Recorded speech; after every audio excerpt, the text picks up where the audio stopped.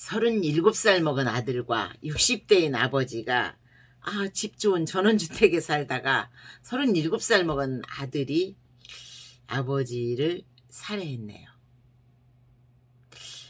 근데 나는 좀 그래. 남자들은 이 격해지면 감정을 못 다루거든요. 근데 특히나 이제 남자들은 이 치매 기운이 있으면 그 치매라기보다 조현병 가까운 그런 반응이 좀 있는 것 같아. 폭력적이고 또 막 치매가 있지만 나를 막 존경받아야 되는, 나름의 존경받아야 되는 그 존중의 욕구가 있단 말이죠. 남자들은. 우리 여자들도 있기도 있죠. 근데 남자들은 실제로 그런 게 있어요. 그래서 요양원에서 이제 입수한 어르신들도 요양보호사 선생님들한테 이렇게 대대하다라는 표현 하잖아요. 그런 식으로 이제 내가 누군데 네가 요양보호사이면 아이고 요양보호사답게 나한테 존중하고 굽신거려 라는 그런 의견들을 많이 반응들을 보이십니다. 내가 전직 목사야, 혹은 내가 전직의 학교 선생이야. 특히 그런 전직의 경력을 굉장히 자랑을 하시죠. 남자분들은 내가 전직 뭐야 그러면서. 어떤 분은 이제 내가 밖에서 있을 때는 여자를 수백 명을 거느렸어. 그냥 내 한마디면 다 넘어왔지 라고, 심지어는 그런 것도 자랑거리로 이렇게 말씀을 하시는 어르신들이 계세요. 근데 의외로 직장생활을 오래 하신 분들은 점잖으신 분들도 많고, 마음속에 섭섭함이나 응어리가 있지만 표현 안 하시는 분들도 많이 있죠. 케어라는 게 하다 보면 맨날 잘 완벽하게 할 수만은 없잖아요. 선생님들도 실수를 하지요. 그러니까 이제 자주 탈출을 하시는 분들은 휠체어에 자주 옮겨서 오히려 휠체어를 타고 자주 이렇게 로비를 이렇게 돌 수 있게 해드린단 말이죠. 그걸 이제 그러니까 홍수법이라고 하는데, 홍수법.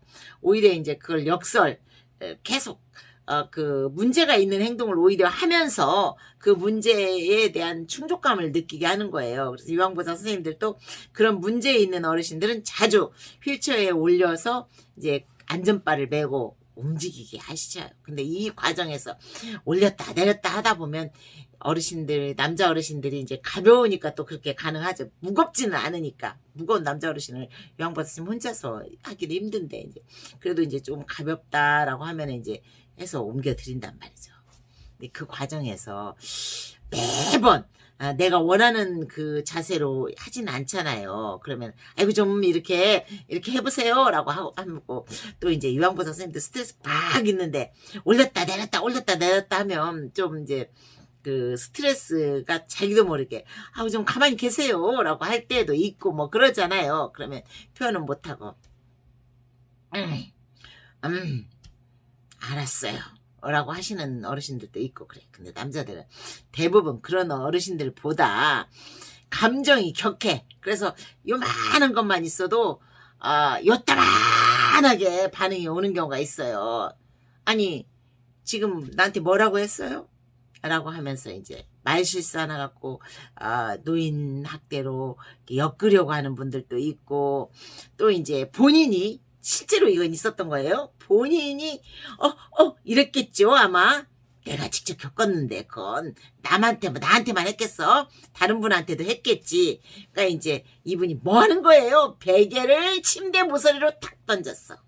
베개를 침대 모서리 던지고, 근데 베개를 던지면 폭행이거든. 근데 이 감정이라는 게 요양보호사 선생님들이 아이고 이 어르신이 이건 성추행이긴 해. 그런데 아이고 힘도 없는 노인아, 내가 너한테 뭐 이렇게 조금 경고를 하고 말아야지. 아니면 혹은 아이고 참 불쌍하다, 힘도 없는데 아직 감각은 남아있구나 라는 생각 돌려서 한시는 그 자제를 하기보다 화가 팍 난단 말이죠. 이따위가 이런 생각이 솔직히 인간인데 안 날 수 없잖아요. 베개를 이제 던지는 경우가 있어. 그러니까 남자들은 성격이 그렇다는 거예요. 그러니까 아들과 아버지, 이 30대 아들과 60대 아버지가 살았으니 둘이 티격태격 하지 않았겠습니까? 야, 빨래는 네가 해. 뭐 심지어는 설거지는 네가 해. 이런 걸로도 싸우죠. 그러다가 아버지가 치매기가 있다거나 뭐 이제 그 폭력성이, 의외로 나이 드신 어르신들한테 폭력성이 있거나 자존감이 있는 분들이 좀 많이 있다고 했잖아요. 존중의 욕구라고 해야 될 거예요.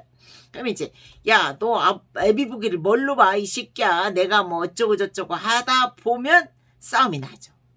근데 여자들처럼 엄마 지금 뭐 하는 거야? 라고 하고 여자들은 싸우다가도 아이고 우리 엄마가 참 여기까지밖에 나를 혼내지 못하는구나 라고 생각을 해요. 여자들은. 근데 그러면서 또 우리 엄마 불쌍하다라는 쪽으로 감정이 그렇게 간단 말이죠. 근데 남자들은 그게 아니잖아.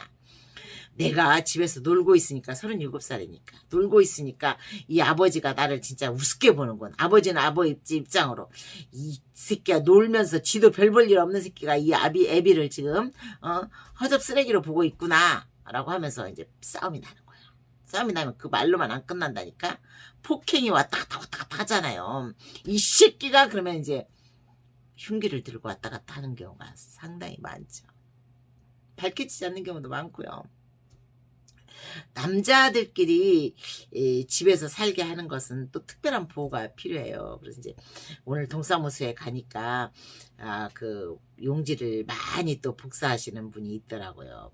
근데 그런 이제 그 생활지원사들이 수시로 이 두 분이 안녕하신지, 관계는 좋으신지 수시로 이런 것들을 체크해야 되고, 또 정기적으로 사회복지사가 방문을 해서 그 심리 변화 이런 걸 체크를 해야 되는 거죠. 그러니까 사료 관리를 해야 되는 거죠.